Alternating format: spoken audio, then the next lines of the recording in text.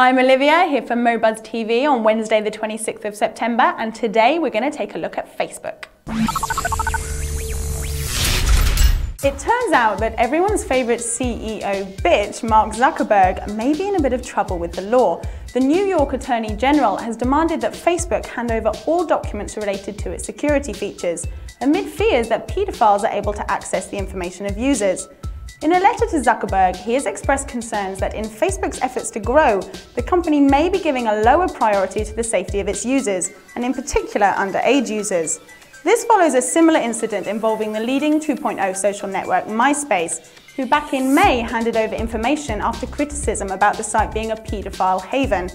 Of course, these are understandable concerns for parents of young users, but it does kind of go in the face of the 2.0 social network movement. The whole point of networks like Facebook is that they are open and accessible ways of sharing information amongst friends. I don't know, perhaps there should be an age restriction for account holders, but that then poses the question of how exactly you would go about putting such security steps in place. Any ideas? Okay, there's more Facebook news later in the show, but right now I want to abandon all this computer stuff and broaden our horizons a little. It seems that NASA are all set to give Beagle 2 Mark II another go. The little craft that was supposed to land on Mars in 2003 but didn't, and is now floating somewhere in outer space, will be rebuilt and sent up again, but this time for lunar exploration. NASA claim that they are going to need a new landing strategy for Beagle Mark II. If NASA formally approves the plans to modify the lander, Beagle 2 could be heading for the moon as early as 2012. Okay, onto a bit of Apple news, because we never have any of that. They've sent out a warning to all those who have hacked into their iPhone in order to use a different mobile operator. According to Apple, it won't function after the company's next software update. Some believe that Apple are being just a little, well, dramatic. John McLaughlin, a developer of unlocking software, calls Apple's warning something of a scare tactic and reckons that anyone who has already unlocked their phone could easily get it back in working condition.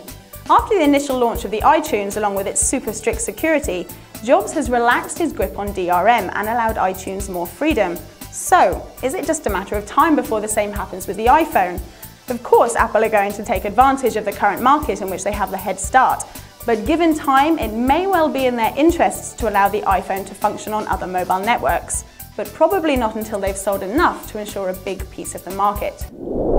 Okay, back to Facebook, and it's certainly not all bad news in their corner. There's a little rumour going around that Microsoft may be considering a huge investment in the company. In exchange for the money, Gates would receive up to a 5% stake in the privately held network. It would also kick off a pretty exciting bidding war if speculation is to be believed. It seems that Google has also expressed an interest in the company that Zuckerberg has been so keen to keep private, after previously turning down a $1 billion acquisition from Yahoo last year. So, while Facebook's expansion has attracted criticism for its lack of security, it has also caught the eye of two major players in the industry. Not bad going for a 23-year-old Harvard dropout. Alright, some news for the Twitter crowd. It seems they've announced plans to launch a real-time search feature. This means that if you type in a selection of keywords and a Twitter is created that contains those words, you will be notified via IM or SMS. In the future, they'll develop the service even more by making it available for historical tweets too. This is a great update for the network, and our guess is that it could change the way many get their hands on groundbreaking news. The Japanese. It's amazing how much material they give us for the show with their obsessive gaming habits. But now it seems that the gaming phenomenon is being tested out for work as well as pleasure. Apparently, several schools in Japan have launched pilot programs that use devices like the Nintendo DS as teaching material for kids. The teachers behind the scheme say that gaming is a great way to engage children in class. You could argue that gaming devices would just act as a distraction for kids during school hours, but according to Newsweek, the statistics suggest otherwise. With 1 in 7 Japanese owning a Nintendo DS, the top-selling games concentrate on educational subjects like maths and English language instruction. If more schools decide to sign up to this new learning through gaming concept, it could spell big business for video game companies.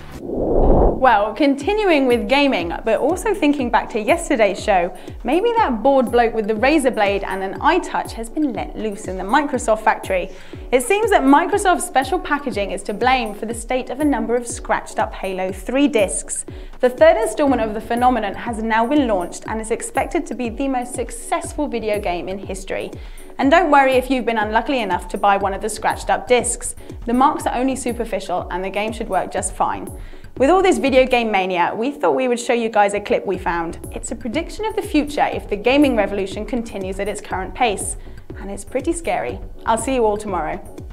Finally, with the new Xbox requiring as much power as a space shuttle launch, a worldwide blackout follows the same day.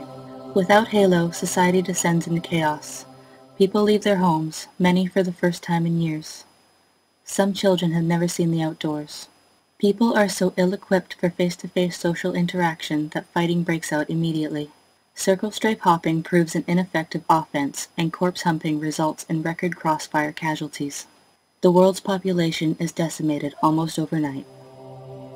Those who survive the Holocaust find a new society based on the teachings of Halo.